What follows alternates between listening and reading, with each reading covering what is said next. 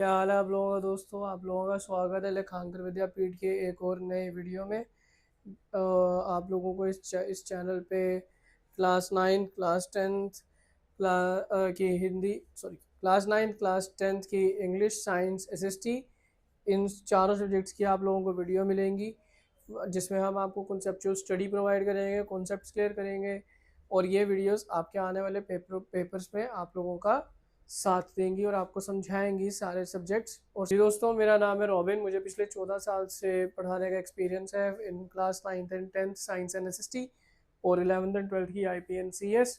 और मैं ही हूँ जो आप लोगों को 10th की एसएसटी पढ़ाऊँगा और मैं अपनी नॉलेज आप लोगों के साथ शेयर करूँगा of that 14 years of experience, जिसमें मैं आप कोशिश करूँगा कि मैं आप लोगों को ये जो चीज़ें हैं, ये जो चैप्टर्स हैं, इनकी डिटेल्ड नॉलेज दे सकूँ और डिटेल्ड आप लोगों को समझा सकूँ।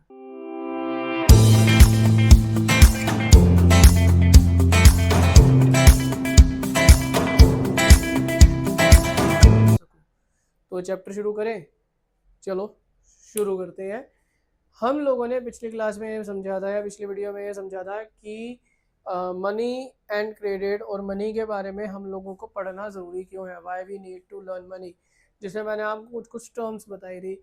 मैंने आपको इन्वेस्टमेंट के बारे में बताया था, मैंने आप लोगों को एलोकेशन के बारे में बताया था, मैंने बताया था कि इन्वेस्टमेंट और एक्सपेंडिचर में क्या फ़र्क होता है, सेविंग्स में क्या फ़र्क होता है और इन्वेस्टमेंट में क्या फ़र्क होता है। मैंने चारों टर्म्स को हल्का हल्का आपको समझाने की कोशिश करी थी। बता देता हूँ। इन्वेस्टमेंट एक्सपेंडिचर करना या आप लोगों का एक्सपेंस करना, दैट मीन्स शोरूम पे गए, नाइकी के शूज़ परचेज कर लिए, उसका कोई यूज़ नहीं है, आपसे पहनोगे उसकी वैल्यू लेस होगी, that is expense. Stock market में गए, यूएस डेरिवेटिव्स में या यूएस मार्केट में, वहाँ जाके नाइकी के स्टॉक्स परचेज कर लिया, नाइकी के शेयर्स परचेज कर लिए, वो इन्वेस्टमेंट है। सेविंग क्या करी, अपने पास बुकनी थी, वो जो पैसा नाइकी के स्टॉक परचेज करने में लगाना था या नाइकी के शूज़ परचेज करने में लगाना था, वो कहीं नहीं करा, वो जाके सीधा अपने बुकनी में डाल दिया, वो सेविंग्स है। और एलोकेट का मतलब थोड़ा इसको दे दिया, थोड़ा इसको दे दिया, थोड़ा उसको दे दिया, बाद में इनसे रिटर्न आएगा, दैट इज एलोकेशन। तो यहाँ पे इन चारों टर्म्स का थोड़ा थोड़ा मैंने आप लोगों को बताया है, थोड़ी थोड़ी बात मैंने आप लोगों को समझाई है। अगला टॉपिक ये आता है कि मेजर लर्निंग ऑब्जेक्टिव्स क्या होते हैं। इस चैप्टर में मेजर लर्निंग ऑब्जेक्टिव्स क्या हैं, तो हम इसके अंदर पढ़ेंगे different phases of evolution of money, कि मनी इवॉल्व कैसे हुआ, उसकी डेफिनेशन, मनी के फीचर्स क्या है, फंक्शंस क्या है, और मनी इतना इंपॉर्टेंट क्यों है। सिग्निफिकेंस का मतलब इम्पोर्टेंस। ये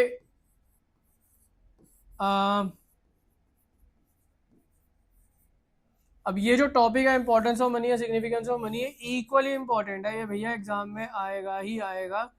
ये पेपर में इंपॉर्टेंट होता है। आप लोगों को 3 मार्क्स का, 5 मार्क्स का आ सकता है, डिपेंडिंग अपॉन के एग्जामिनर आपसे उसको कितना अच्छे तरीके से एक्सप्लेन करवाना चाहता है। उसके बाद various modern form of money, bank और उसके बेसिक फंक्शंस, क्रेडिट क्या होता है, टर्म्स ऑफ क्रेडिट क्या होती है और उनके रोल क्या होते हैं, सोर्सेज क्या है क्रेडिट के, क्रिटिकल एनालिसिस क्या होता है, रोल क्या है कोऑपरेटिव का, एसएचजीज का in capital formation. Capital formation यानी क्या, ये बाद में समझाऊंगा। What does capital formation means. एसएचजीज का मतलब, एसएचजीएस का मतलब होता है ये भी मैं बाद में बताऊंगा। थोड़ा सा इसको सरप्राइज रन देते हैं, it's surprise element. Cooperative same surprise रहेंगे। आपको जान के हैरानी होगी कि हम कोऑपरेटिव सोसाइटीज़ को कितने अच्छे तरीके से यूज़ कर रहे हैं, वो हमारे कितने काम आ रही है और बचपन से यूज़ कर रहे हैं, बट हमें कभी पता नहीं होता कि वो हमारी कोऑपरेटिव सोसाइटीज़ हैं और उनमें फ़र्क क्या होता है। कोऑपरेटिव सोसाइटी और एक कॉपरेशन में क्या फ़र्क होता है, कोऑपरेटिव सोसाइटी और एक कंपनी में क्या फ़र्क होता है, वो सब बताऊंगा। तो इसलिए दोनों चीज़ सरप्राइज रहेंगी, एंड में पता लगेगा ये क्या है। एंड वीडियो का नहीं, चैप्टर का एंड। तो सारी वीडियो देखनी पड़ेंगी समझने के लिए कि क्या है। उसके बाद क्रेडिट के सोर्सेज क्या क्या होते हैं, उधारी कहाँ कहाँ से ले सकते हो। आपके लिए नहीं है, आपके लिए तो नॉन फॉर्मल है ना, बताऊंगा फॉर्मल नॉन फॉर्मल क्या होता है, आपके लिए क्या है, फॉर्मल का फ़ायदा क्या है, नुकसान क्या है, इनफॉर्मल का फ़ायदा क्या है और इनफॉर्मल का नुकसान क्या है, सब समझाऊंगा। बस बने रहना इस वीडियो में। उसके बाद एनालिसिस कैसे करते हैं इन सब चीज़ों का। अच्छा, उधार तो दिया जाता है, पर उधार देने की शर्तें क्या होती हैं और हर किसी का रोल क्या होता है, इसके बारे में पढ़ेंगे। बैंक क्या होते हैं और उनके बेसिक फंक्शन क्या होते हैं। आप लोगों को तो ये लगता होगा ना बैंक में सिर्फ पैसे जमा कराने जाते हैं, या लोन होता है तो बैंक से लोन लेने चले जाते हैं। आपको क्या पता बैंक का क्या रोल होता है? कभी सोचा आप लोगों ने कि बैंक पैसा कहाँ से कमाता है? कभी सोचा आप लोगों ने इतने बैंक क्यों खुल रहे हैं, इतनी ब्रांचेस क्यों खुल रही है बैंक्स की? दिमाग लगाओ, सोचो इन चीज़ों के बारे में कि क्यों हो रहा है। मैं शुरुआत से बता रहा हूँ, जब से इकोनॉमिक्स शुरू करी है कि क्लास 10th की, कि इकोनॉमिक्स का मतलब पैसा होता है, तो आपने हर एक चीज़ पैसे में देखनी है। जो भी हम काम कर रहे हैं, जो भी नेचुरली हो रहा है आपकी सोसाइटी में, जितना भी काम हो रहा है आपके आसपास, जो भी काम हो रहा है, जो भी आप लोगों का काम कर रहा है, तो हमने सोचना है कि इसको फ़ायदा क्या हो रहा है, पैसा क्या है इसका, वो सब चीज़ें। मैं वैसे ही सोच रहा था आप लोगों के लिए एक ब्रेन स्टॉर्मिंग सा फैक्ट बता रहा था। आपको क्या लगता है चाय वाला कितना कमाता है? एमबीए चाय वाला नहीं, उसके बारे में बात नहीं करनी। नॉर्मल चाय वाला जो आप लोगों के घर के पास टपरी पे चाय लगाता होगा, वो कितना कमाता होगा? सुबह से लेकर रात तक बैठा रहता है, चाय ही तो देता है। 10 रुपए की कटिंग, 20 रुपए की चाय, तो कितना कमाता होगा? एवरेज लगा लेते हैं, सीधी सी हिसाब लगाओ। 20 रुपए की चाय बनाता है और दिन में वो 1000 कप बेचता है, लेट्स सपोज। तो वो 20 × 1000 दिन का 20,000 की वो चाय बेच रहा है, सिर्फ चाय चाय, जिसमें उसका दूध, पानी, चीनी, चाय पत्ती सब लग रही है। अब जो दूध लग रहा है, सपोज करो कि 20 उसने 1000 कप बेचे, तो हम एक एस्टिमेट लगा लेते हैं कि पर कप जो है वो 10 ml का है, ठीक है? तो पर कप में, अगर पर कप 10 ml का है, थोड़ा सा मैथ्स में चलेंगे हम, अगर पर कप 10 ml का है और उसने दिन में 1000 कप बेचे हैं, तो उसने कितने ml बेची है? 100 ml। We can take it like that कि भैया 100 ml बेचा है। अब अगर उसने 100 ml बेचा है, 100 मिलीलीटर, अब उसने 100 ml बेचा है एक दिन में, तो इस 100 ml में 50 दूध है, 50 पानी है, आधा आधा डलता है ना। और इस 50 दूध में चीनी और चाय पत्ती भी डली है, तो इनके अंदर अगर मैं बाइफर्केशन कर दूं तो सेम 25 चीनी होगी, 25 चाय पत्ती होगी मेरे हिसाब से। I can be wrong. अब ये जो बाइफर्केशन मैंने करी है, इस बाइफर्केशन के हिसाब से आप लगा सकते हो कि उसने कितना पैसा दूध में लगाया होगा, कितना पैसा उसने चीनी चाय पत्ती में लगाया होगा, और ये उसका पर डे का है। तो अगर वो पर डे 20,000 की सेल कर रहा है, तो वो पर डे अपने घर 8,000 पे लेके जा रहा है। और 8,000 इंटू 30 कितना हो गया? 1 2 3 4, 2,40,000 एक महीने की उसकी इनकम है, जिसमें सिर्फ चाय का है। अगर मैं इसमें से वेरिएबल्स हटा दूँ, टपरी का खर्चा, लड़का रखा होगा उसका खर्चा, ये सब चीज़ें हटा दूँ, तो मैं मानता हूँ कि वो पर मंथ 1.5 से 2.25 लाख रुपए लेके जा ही रहा है। चाय वाला प्रॉफिटेबल बिजनेस लग रहा है? दिमाग में क्या रहा है, चाय का बिजनेस, पढ़ाई छोड़ो यार, चाय करते हैं। अबे नहीं, बिजनेस करना है, हर एक बिजनेस अच्छा होता है, ये भी बिजनेस अच्छा है, पर अगर इसको सही से एग्जीक्यूट करा जाए तो वो बिजनेस अच्छा है। अगर एग्जीक्यूट नहीं करोगे तो बिजनेस अच्छा नहीं है, कोई बिजनेस अच्छा नहीं है if you can not execute it very well, ठीक है? खैर, हम इसके बारे में आगे पढ़ेंगे, how can it be very executable.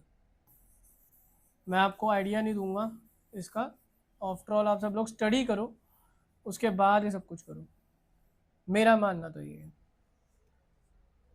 बाकी आजकल के बच्चे ज़्यादा समझदार हैं, आप लोग ज़्यादा समझदार हो, आप लोग कर सकते हो।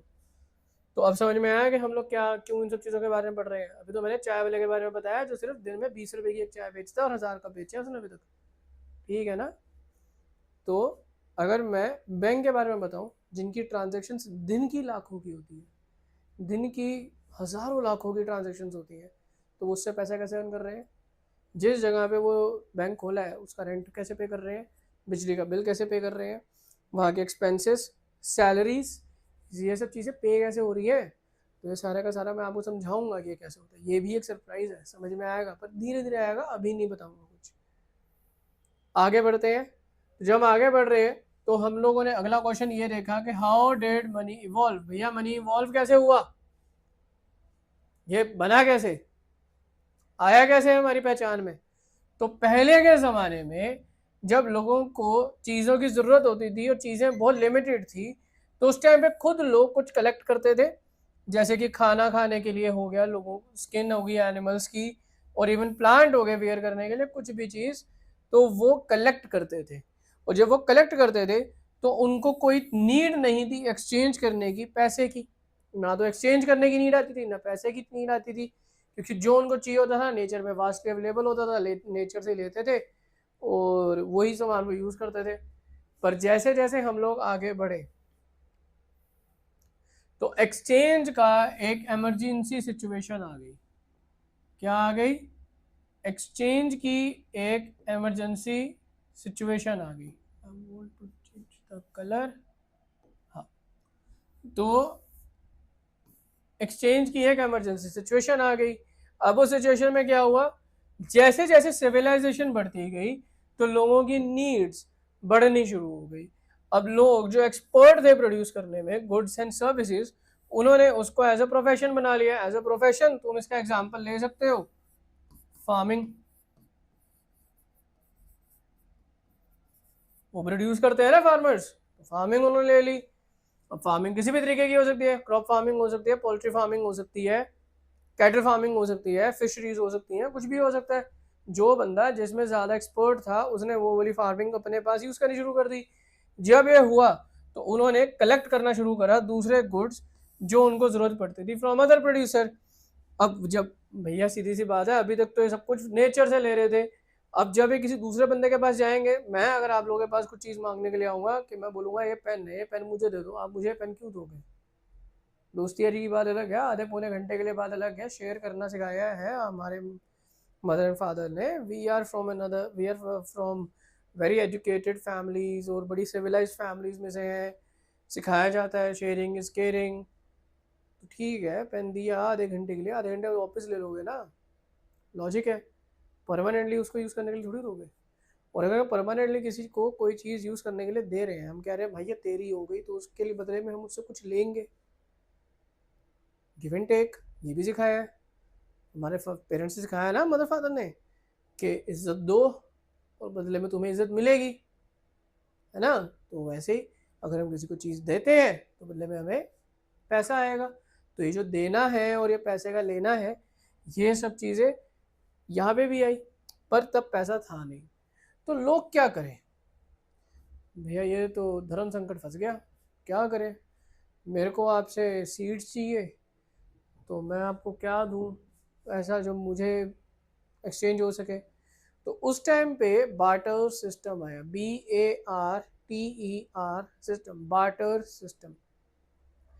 ये क्या था, इसके अंदर जैसे मुझे आप लोगों से सीड्स चाहिए या कि आपसे सीड चाहिए, और जब मुझे आपसे सीड चाहिए तो मैंने बोला भैया एक काम करो, मेरे पास ये स्टाइलस है, आप मुझे सीड दो, मैं आपको स्टाइलस दूंगा। जैसे तुम मुझे खून दो, मैं तुम्हें आज़ादी दूंगा। रिमेंबर, बताना है किसने कहा था नीचे कमेंट्स में, नेशनलिज्म इन इंडिया में है ये। तो जैसे बोला गया था तुम मुझे खून दो मैं तुम्हें आज़ादी दूंगा, मैं तुम्हें कह रहा हूँ तुम मुझे सीड्स दो मैं तुम्हें स्टाइलस दूंगा। अब जब मैं तुम्हें ये बात बोल रहा हूँ कि तुम मुझे सीड दो मैं तुम्हें स्टाइलस दूंगा, दोनों की बातें खत्म हो रही है ना। तुम्हें स्टाइलस की ज़रूरत है, मुझे सीड की ज़रूरत है, मेरे पास सीड आ जाएंगे, तुम्हारे पास स्टाइलस आ जाएगा, कहानी खत्म हो गई ना। तो उसको बार्टर सिस्टम कहते थे। तो बार्टर सिस्टम में क्या होता था, they need from other producer in exchange of the goods produced by them. तो वो उनसे गुड्स एक्सचेंज करते थे। एग्जाम्पल, एक पर्सन ने स्टोन टूल्स बनाया है किसी एक ने, और वो टूल्स हंटर को देता है और हंटर उसको लाके मीट दे देता है। तो दोनों का काम सॉल्व हो गया ना। हंटर को टूल्स मिल गए और जिसने टूल बनाए थे उसको मीट मिल गया। मीट से खाने, नॉन वेज बोलोगे लगा रहा हूँ, जो नॉन वेजिटेरियन है खाने की बात नहीं करनी, फोकस करते हैं। जिसकी वजह से डेवलपमेंट हुई ऑफ बार्टर सिस्टम। यही मैंने बोला बार्टर सिस्टम के बारे में, अभी समझाया बार्टर सिस्टम। तुम मुझे खून दो मैं तुम्हें आज़ादी दूंगा, वही है ये। तो बार्टर सिस्टम था क्या? बार्टर सिस्टम था the system of direct exchange in which commodities are exchanged for some other commodity without using any medium of exchange। तो यहाँ पे कोई भी मीडियम ऑफ एक्सचेंज का इस्तेमाल नहीं होता था। हम लोग बस इसके अंदर डायरेक्ट एक्सचेंज करते थे। इसके बारे में बताऊंगा आगे इसके नुकसान क्या थे, आगे चलो बताऊंगा, पहले फीचर्स पढ़ लेते हैं। तो फीचर्स क्या थे यार, फीचर्स इसके ना बहुत ज़बरदस्त थे इसके फीचर्स, सोच के देखो। ये ओल्डेस्ट एक्सचेंज सिस्टम है, पहली बात। गुड्स और सर्विसेज एक्सचेंज, यार उस टाइम पे सर्विसेज एक्सचेंज करना बड़ा मुश्किल होता था, क्योंकि सर्विसेज ना इतनी होती नहीं थी। बट स्टिल कोई मेसन है, मेसन मतलब जो टूल्स बना रहा है तो वो टूल्स बना के दे देता था, कोई मिस्त्री है मकान बना के दे देता था, कोई दर्जी है तो वो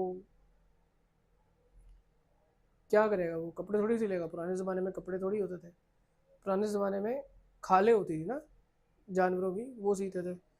केप बनाते थे, दे वोर केप, आप लोगों ने देखा होगा। नारनिया देखिए, नारनिया उसमें केप पहनते हैं। या आप लोगों ने कोई पुरानी लॉर्ड ऑफ द रिंग्स देखी होगी, है ना, उसके अंदर देखा ना केप्स पहनते हैं, वो आर्मर्स पहनते हैं, they were ready to fight. Baahubali पहनी है ना उसमें, उसने ढाल तलवारें हैं, कितने बड़े बड़े मकान है, वो बंगले हैं, या बंगले भी नहीं कह सकता, बंगले भी शर्मा जाएंगे इतना बड़ा देख के, क्या कहेंगे उनको, हवेलियाँ नहीं, हवेली भी नहीं यार, हवेली भी छोटी होती है उनके आगे। है यार, बहुत मैग्निफिसेंट सी उन्होंने बिल्डिंग सी बना रखी है ना, तो वो भी तो बनवाई है उन्होंने किसी से, वो सर्विसेज होती है जब हम किसी के लिए कुछ करते हैं, तो दैट आर सर्विसेज। तो वो एक्सचेंज करी जाती है, स्वैप करी जाती है किसी दूसरे गुड्स या सर्विसेज के लिए डायरेक्टली। कोई भी कॉमन मेजर नहीं था वैल्यू का, और वैल्यू नहीं है ये, ऑफ वैल्यू है, वो गलती से ऑफ वैल्यू हो गया। तो ये तो ऑब्वियस ही बात है, तुम मुझे मकान बना के दे रहे हो और मैं बदले में तुम्हें एक ब्रेड दे रहा हूँ, ये कहाँ का इंसाफ है। आज एक मिस्त्री को तुम बोलो ना एक दिन की दिहाड़ी लगा दे, 3,000 रुपये ऐसे ही ले जाएगा वो, शायद मैं अभी कम बोल रहा हूँ, एक दिन की दिहाड़ी का। क्यों, उसको पता है कि उसका पैसा नापा जाएगा और उसकी कितनी मेहनत है उसमें। पर पुराने ज़माने में बिल्डिंग बना दी और बदले में दे दी एक ब्रेड, ये कहाँ का इंसाफ है, बहुत नाइंसाफ़ी हो रही थी उस टाइम पे। और कोई मनी नहीं था तो कोई मीडियम ऑफ एक्सचेंज नहीं होता था। डबल कोइंसिडेंस ऑफ वांट थी, जिनकी एसेंस थी बार्टर सिस्टम, मतलब डबल कोइंसिडेंस ऑफ वांट पे ही सब कुछ डिपेंड था। भाई तू मकान बना रहा है क्योंकि मकान बनाने की जो नीड है वो मुझे है, और तू ये काम इसलिए कर रहा है क्योंकि तेरे को ब्रेड की नीड है। तू मेरा मकान बनाएगा, बदले में मैं तुझे ब्रेड दूंगा क्योंकि तुझे ब्रेड खानी थी, मुझे मकान बनाना था, कहानी खत्म हो गई ना। पर ये क्या इतना आसान है, सोच के देखो। मैं मार्केट में निकला हूँ, मैं कह रहा हूँ कि भैया तेरे पास सीड है, मेरे पास स्टाइलस है, तुझे स्टाइलस चाहिए, जरूरी थोड़ी है कि सामने वाले को स्टाइलस चाहिए होगा। वो भाई नहीं चाहिए, मुझे तेरे शूज़ चाहिए, मैं क्यों दूँ भाई अपने शूज़, मेरे को स्टाइलस देना है, मेरे पास स्टाइलस एम्प्टी पड़ा है। हाँ सीड्स लेनी है मुझे, ज़रूरी है, पर ये डबल कोइंसिडेंस ऑफ वांट थोड़ी है, तू सीड के बदले मेरे जूते ले लेगा। भाई मेरे पास स्टाइलस है एक्स्ट्रा, मैं तेरे को स्टाइलस दे रहा हूँ, तुम मुझे सीड दे दे। अब क्या मैं किसी को ज़बरदस्ती कर सकता हूँ, नहीं कर जा सकता, ये काम ज़बरदस्ती से नहीं होता। इसके लिए मुझे वो चीज़ चाहिए जो आपके पास एक्स्ट्रा है, और आपको वो चीज़ चाहिए जो मेरे पास एक्स्ट्रा है। तो ऐसे इस सिचुएशन में बार्टर सिस्टम काफ़ी टाइम तक चला, पर ये फेल हो गया, बहुत बुरा फेल हुआ। और बार्टर सिस्टम में ना और भी बहुत कमियाँ थी, उन कमियों के लिए आपको मेरी नेक्स्ट वीडियो देखनी पड़ेगी, जिसमें मैं बार्टर सिस्टम की थोड़ी कमियाँ बताऊँगा, और वही कमियाँ आगे जाके मनी की ताकत बनती है। तो ये सब बातें मैं नेक्स्ट वीडियो में बताऊँगा। और ये वीडियो मैं अभी यहीं भी ख़त्म कर रहा हूँ एक सरप्राइज एलिमेंट के साथ, ताकि आप नेक्स्ट वीडियो देखो ना। और इसी तर्ज पे, इसी एक्सप्लेनेशन पे मैं ये चाहता हूँ कि आप इस वीडियो को लाइक करो, कमेंट करो अगर आप लोगों को वीडियो अच्छी लगी है, ये वीडियो शेयर करो, लेखांकर विद्यापीठ के चैनल को सब्सक्राइब करो, और मैं आपसे मिलता हूँ ऐसी ही बढ़िया सी वीडियो में नेक्स्ट टाइम। तब तक के लिए बाय।